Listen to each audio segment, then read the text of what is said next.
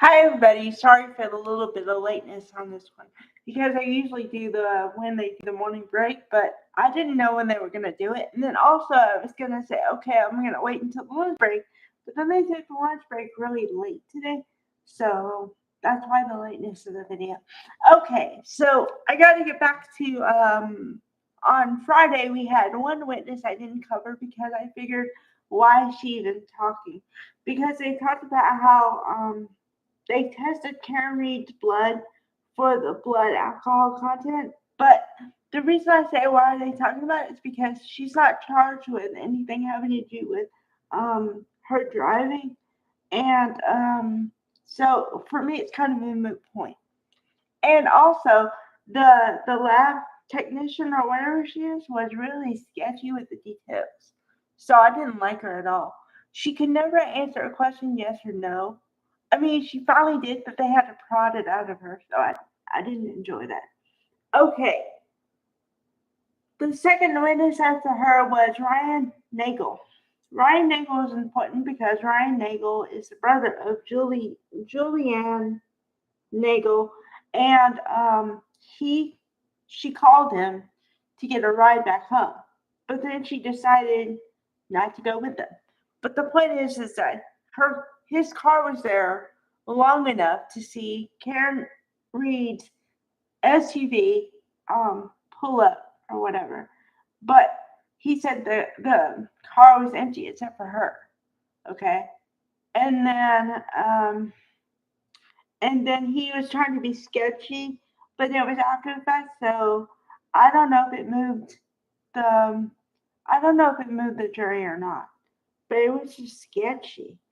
And then okay, so then we had a little bit of a switcheroo here because I thought they were gonna call Katie McLaughlin, who was the firefighter paramedic from the last trial, because she was a witness in the first trial.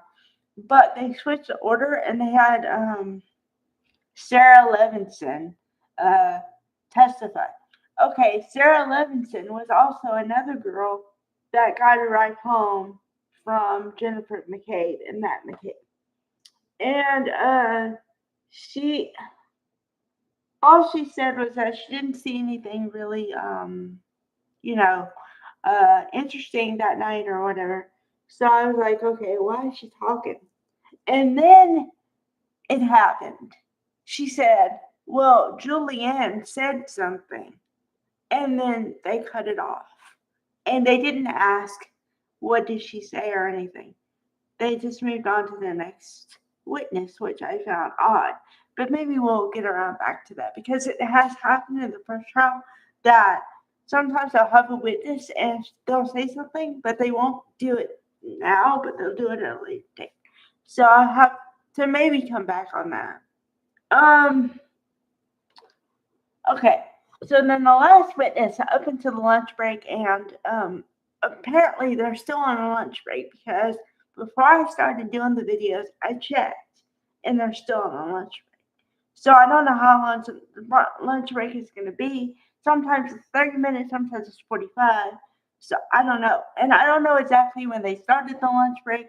So there's a lot of variables I'm not sure. Okay? So I'm doing the best I can. But Katie McLaughlin was the last witness. Okay, now she is important because she was one of the first people to hear Karen Reed say, I hit him, I hit him, I hit him.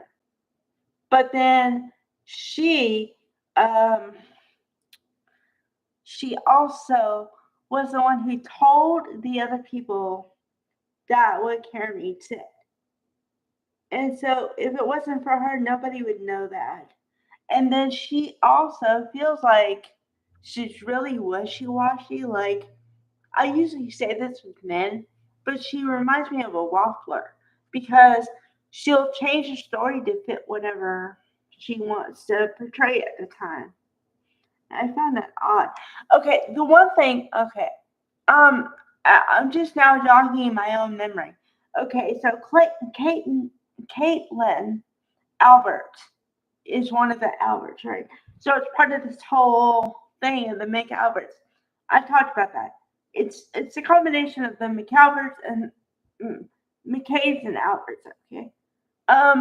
So Katie McLaughlin didn't want to say that she was friends with Caitlin, and this has not changed from the first trial because literally, I swear to God, okay, they had a picture with Katie and Caitlin in the same picture, and she said, "We're not friends.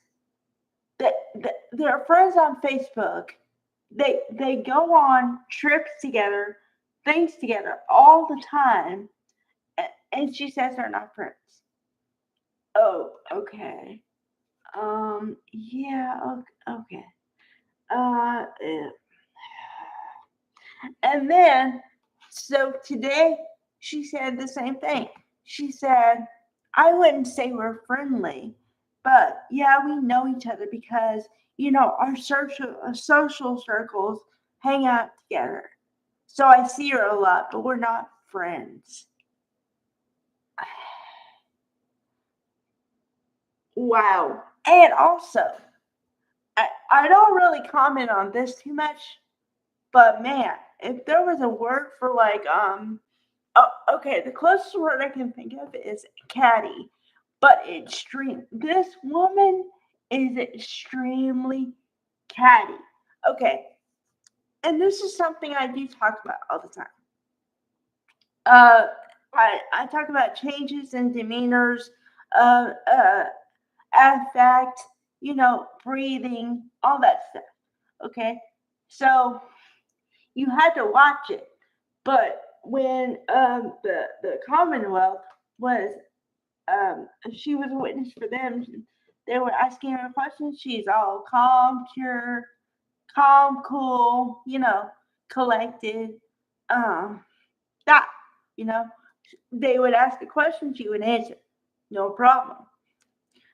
Then when Alan Jackson got up to start asking her questions, her whole demeanor shifted in a matter of, I don't know, 30 seconds, maybe 45.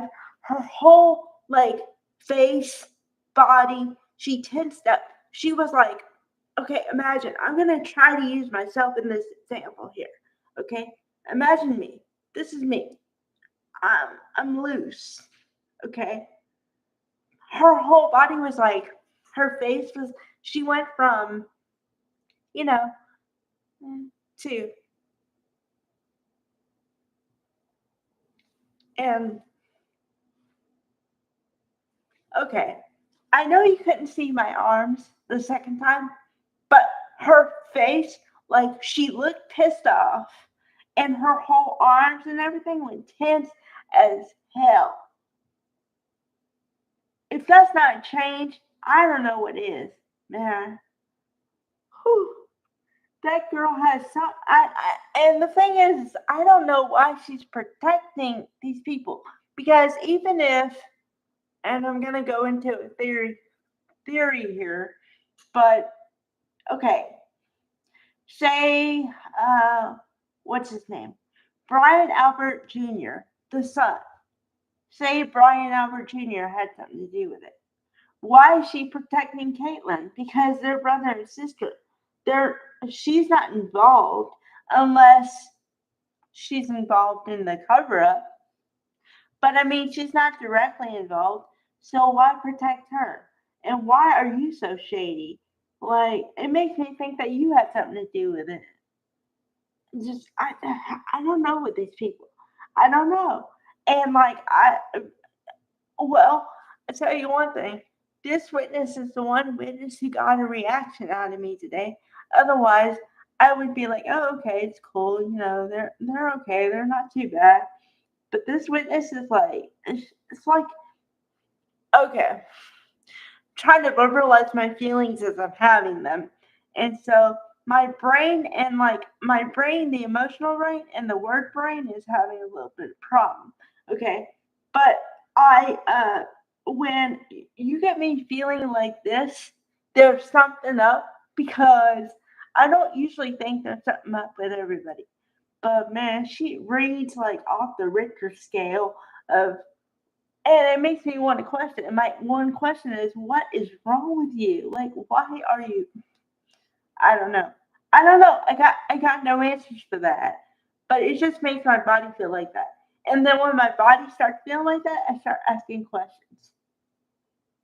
So yeah. But okay, so I'll do another video later because I'm sure she's gonna have more stuff, and I'm gonna want to cover it. And then, like I said, I'm assuming it's gonna be a full day today, so I'm sure they're gonna have more witnesses after her. So be be ready. All right, bye everybody.